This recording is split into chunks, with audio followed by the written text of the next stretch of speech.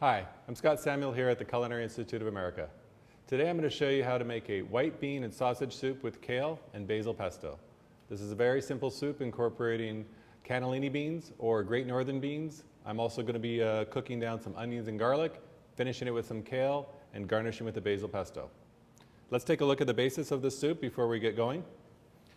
We have white beans, and I used cannellini beans, and this case I'm going to be using canned beans. We're going to start with onions, garlic, bay leaf, and I'm going to cook down the sausage and add a variety of spices that are kind of in the andouille spice family. So we have cayenne, thyme, paprika, some dried sage, salt and pepper, and this will be the base of the soup. Once I have got the base and a lot of flavor, that's when I'm going to add the white beans, and I'm going to take my lacinato kale, also known as dinosaur kale, and add that, and we'll simmer for 15 to 20 minutes, and we'll have a very tasty soup.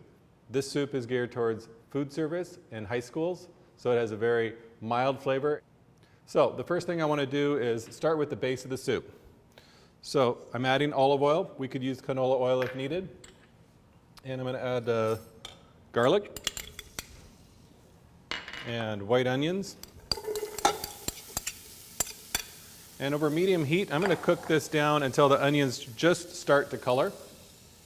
And then I'm going to add my pork sausage. So this is the beginning of most classic soups, cooking down vegetables in the onion family. In this case, white onion and garlic. And I usually add a pinch of salt right here, and that kind of extracts the moisture from the onions and enhances the caramelization that I'm going for. So this will cook down for about, 5 or 10 minutes before I add my pork sausage and my spices. And then, once I have some great color on the pork sausage, I'll add my canned white beans and my kale and simmer for about 15 or 20 minutes. All right, so these onions are starting to get a little bit of color. And I really like to cook onions down to get the bite out of the onion, so I take the raw flavor out and develop the sweetness of it. And that's the base of the soup. I'm going to add my ground pork right now. And I break it up and get this cooked down until I get a lot of color. Caramelization of the pork is going to add the color.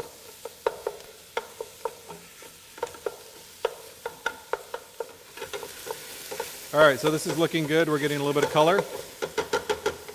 Since spices are fat soluble, I'm going to add it right onto here. There's my paprika, the cayenne for a little bit of heat, dried thyme, dried sage, and these are all spices that you would find in andouille sausage, but I've written this recipe to use pork sausage, which is a little bit more accessible than andouille sausage in the high school arena. A couple bay leaves, black pepper, pinch of salt.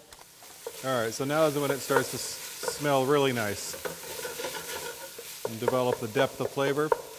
So I've been cooking this on medium-high heat to develop the color the whole time. Breaking up the sausage as I go.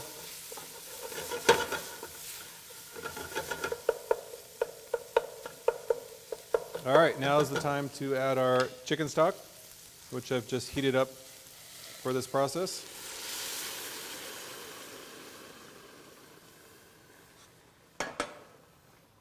And we're going to add our 4 cups of white beans.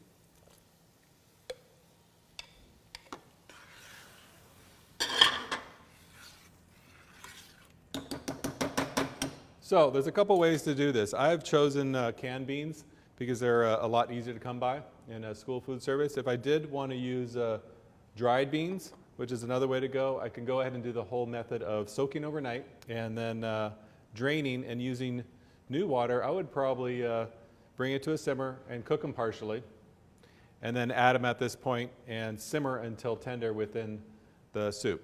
The canned white bean method is a lot easier for food service, but this would also work doing a dried bean method. Let's take a look at the kale, the next item that we're going to add to the soup while this comes to a simmer. So lacinato kale, dinosaur kale, you hear a lot about it. Everybody's serving kale, it's healthy. I like it. And the way I work with it is I'm going to go ahead and take the stem off, which tends to be a little bit fibrous and bitter. And if you're not using this type of kale, curly kale will also work. And if you can't come across kale, spinach will also work. Kale takes a little bit of time to cook. It's a braising green. So in my recipe, I have it cooking for about 10 minutes within the soup so it has a chance to break down. If I was doing spinach, I'd only have to cook it for a couple minutes. So kale, very easy once we've stemmed it. We're going to give it a simple chop.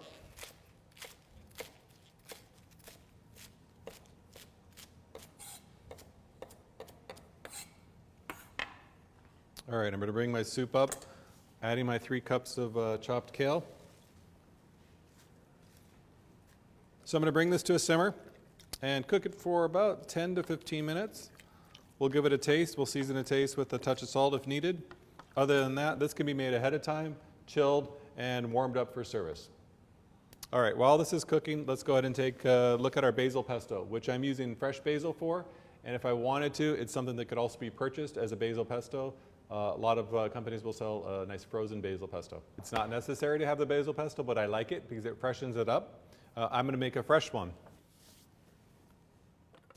And I just go into a Cuisinart with that.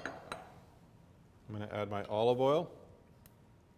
And some recipes for basil pesto will call for raw garlic. I chose to cook my garlic in olive oil for a period of time to take the sting away. So a little bit of roasted garlic, roasted walnuts, pinch of salt.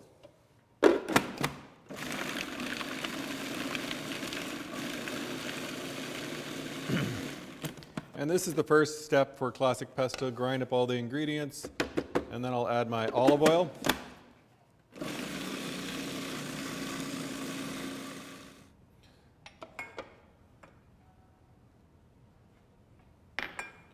All right, add my cheese, and I'm just going to pulse this to bring it together. And this can be made ahead of time, refrigerated for 5 days, or put into the freezer for about a month. So when it's summertime, you can use a bounty of basil and make this and save it. All right, there's our basil, and we can either use it just for a garnish on the soup, or it goes great with pasta. I'm going to go ahead and give it a season to taste. In the recipe, I say lift it up with some salt at the very end, and I'm using kosher salt for this. All right, this has had a chance to cook for about 15 minutes. The kale has softened up. The flavors have come together. At this point, I can cool it completely and chill it and serve it tomorrow, or it's ready to serve for lunch. So let's put some together.